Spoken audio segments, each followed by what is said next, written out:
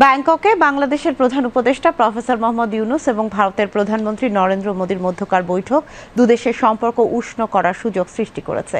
বিশ্লেষকরা বলছেন, উভয় দেশের স্বার্থের জন্যই সুসম্পর্ক বজায় রাখা অপরিহার্য। কারণ ভূ রাজনৈতিক বাস্তবতায় বাংলাদেশ ও ভারতের মধ্যে সুসম্পর্ক শুধু দ্বিপাক্ষিক নয়, বরং আঞ্চলিক শান্তি, স্থিতিশীলতা ও অর্থনৈতিক সমৃদ্ধির জন্য জরুরি। রিপোর্ট খালিদা হাসানের।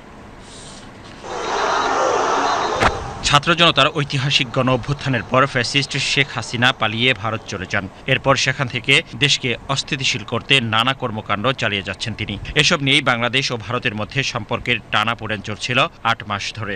সম্পর্ক পুনরুদ্ধারে দুই দেশের শীর্ষ দুই নেতার বৈঠকের আয়োজনের চেষ্টাও চলছিল।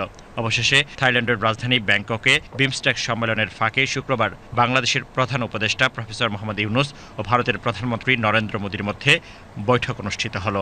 বিশ্লেষকরা বলছেন, এই বৈঠক নিঃসন্দেহে গুরুত্বপূর্ণ, কারণ এটি দুই দেশের মধ্যে জমে থাকা শীতল সম্পর্ক উষ্ণ করার সুযোগ সৃষ্টি করেছে।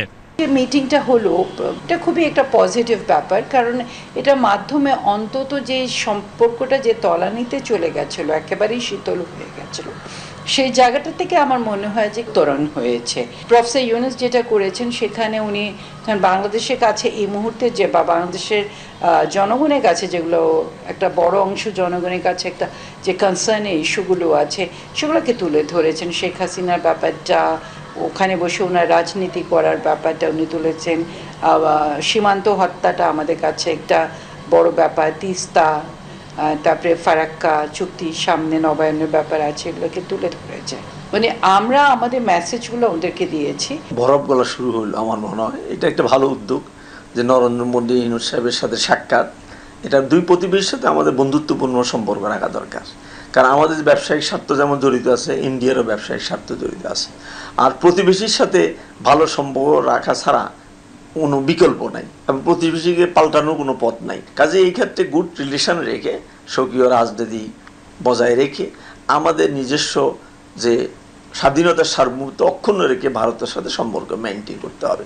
তো আমি মনে করি ডক্টর ইউনূস সরকারের যে স্বকীয়তা, যে বলিষ্ঠতা এই ৮ মাসে দেখিয়েছেন, মোদি এটা বাস্তবে এখন অনুধাবন করবেন সাক্ষাতে। বিশ্লেষকরা বলছেন, উভয় দেশের স্বার্থের জন্যই সুসম্পর্ক বজায় রাখা অপরিহার্য। ভূ রাজনৈতিক বাস্তবতায় বাংলাদেশ ও ভারতের মধ্যে সুসম্পর্ক শুধু দ্বিপাক্ষিক নয়, বরং আঞ্চলিক শান্তি, স্থিতিশীলতা ও অর্থনৈতিক সমৃদ্ধির জন্যও জরুরি।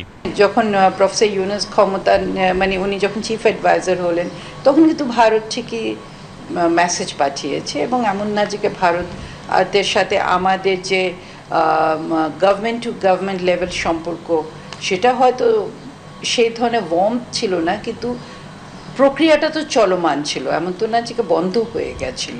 তাদের পররাষ্ট্রনীতির একটা জায়গা মানে বাংলাদেশের ক্ষেত্রে যে তারা খুবই সরকার কেন্দ্রিক কিংবা ব্যক্তি কেন্দ্রিক ছিল, কিন্তু এটা তো হতে পারে না, আপনার রাষ্ট্রকেন্দ্রিক হতে হয়। এবং আমার মনে হয় যে এটা ভারতের জন্য একটা বড় ওয়েক আপ কল, তাদের বোঝা দরকার। কলকাতা নিউ মার্কেট থেকে আরো বিভিন্ন ব্যবসা প্রতিষ্ঠান বন্ধ হয়ে গেছে, কারণ বাঙালিরা নাই ওখানে, হসপিটালগুলো রুগী নেই, বন্ধ হয়ে গেছে। কাজে এটা ভারতেরও ক্ষতি আছে।